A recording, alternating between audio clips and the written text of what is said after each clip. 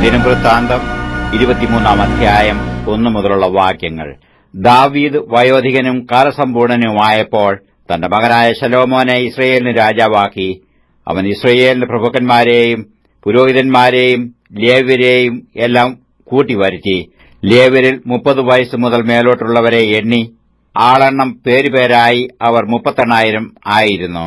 അവരിൽ 24,000 പേർ യഹോവയുടെ ആലയത്തിലെ വേല നടത്തേണ്ടുന്നവരും 6,000 പേർ പ്രമാണികളും ന്യായാധിപന്മാരും 4,000 പേർ വാതിൽ കാവൽക്കാരും 4,000 പേർ സ്തോത്രം ചെയ്യേണ്ടതിനു ദാവീദ് ഉണ്ടാക്കിയ വാദ്യങ്ങളാൽ യഹോവയെ സ്തുതിക്കുന്നവരുമായിരുന്നു.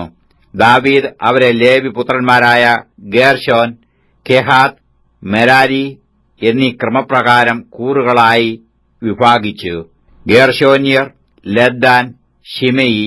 ലദ്ദാന്റെ പുത്രന്മാർ തലവനായ യെഹിയേൽ, സേഥാം, യോവേൽ ഇങ്ങനെ 3 പേർ.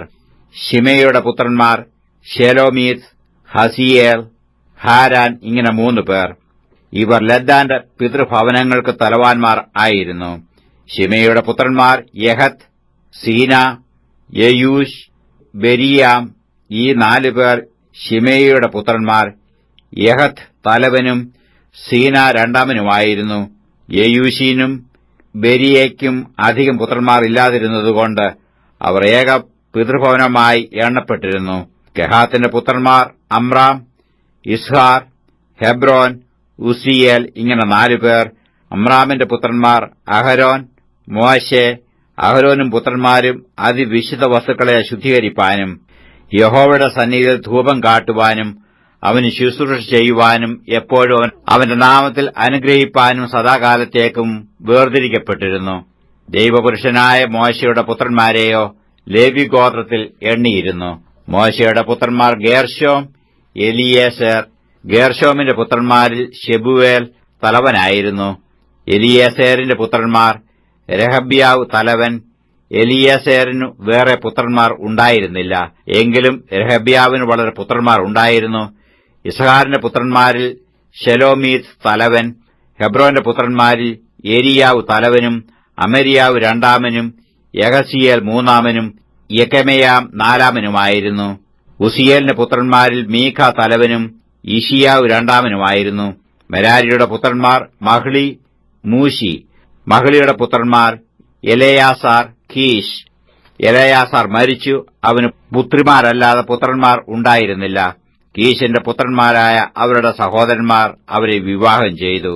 മൂശിയുടെ പുത്രന്മാർ മഹ്ലി, ഏദർ, യെരേമോത്ത് ഇങ്ങനെ 3 പേർ. അവർ കുടുംബമായി ആളെണ്ണം പേരുപേരായി എണ്ണപ്പെട്ട പ്രകാരം തങ്ങളുടെ പിതൃഭവനങ്ങൾക്ക് തലവന്മാരായ ലേവി പുത്രന്മാർ. അവർ 20 വയസ്സ് മുതൽ മേലോട്ട് യഹോവയുടെ ആലയത്തിലെ ശുശ്രൂഷയിൽ വേല ചെയ്തു വന്നു. ഇസ്രയേലിന്റെ ദൈവമായ യഹോവ തന്റെ ജനത്തിന് സ്വസ്ഥത കൊടുത്തു യെരൂശലേമിൽ എന്നേക്കും വസിക്കുന്നുവല്ലോ. ആകയാൽ ലേവ്യർക്ക് ഇനി തിരുനിവാസവും അതിലെ ശുശ്രൂഷയ്ക്കുള്ള ഉപകരണങ്ങളൊന്നും ചുമപ്പാൻ ആവശ്യമില്ല എന്ന് ദാവീദ് പറഞ്ഞു. ദാവീദിന്റെ അന്ത്യകൽപ്പനകളാൽ ലേവ്യരെ 20 വയസ്സ് മുതൽ മേലോട്ട് എണ്ണിയിരുന്നു. അവരുടെ മുറയോ യഹോവയുടെ ആലയത്തിലെ ശുശ്രൂഷയ്ക്കായി പ്രാകാരങ്ങളിലും അറകളിലും സകല വിശുദ്ധ വസ്തുക്കളെയും ശുദ്ധീകരിക്കുന്നതിലും ദൈവാലയത്തിലെ ശുശ്രൂഷയുടെ വേലയ്ക്ക് അഹരോന്റെ പുത്രന്മാരെ സഹായിക്കുന്നതും കാഴ്ചയപ്പവും പുളിപ്പില്ലാത്ത ദോശകളായും ചട്ടിയിൽ ചുടുന്നതായും കുതിർക്കുന്നതായും അർപ്പിക്കുന്ന ഭോജനയാഗത്തിനുള്ള നേരിയ മാവും സകലവിധ പരിമാണവും അളവും നോക്കുന്നതും രാവിലെയും വൈകുന്നേരവും യഹോവയെ വാഴ്ത്തി സ്തുതിക്കേണ്ടതിന് ഒരുങ്ങി നിൽക്കുന്നതും യഹോവയ്ക്ക് ശബത്തുകളിലും അമാവാസ്യകളിലും ഉത്സവങ്ങളിലും യഹോവയുടെ സന്നിധിയിൽ നിരന്തരം അവയെക്കുറിച്ചുള്ള നിയമത്തിന് അനുസരണയായ സംഖ്യപ്രകാരം ഹോമയാഗങ്ങളെ അർപ്പിക്കുന്നതും സമാഗമന കൂടാരത്തിന്റെ കാര്യവും വിശുദ്ധ സ്ഥലത്തിന്റെ കാര്യവും യഹോവയുടെ ആലയത്തിലെ ശുശ്രൂഷയിൽ അവരുടെ സഹോദരന്മാരായ അഹരോന്റെ പുത്രന്മാരുടെ കാര്യവും വിചാരിക്കുന്നതും തന്നെ.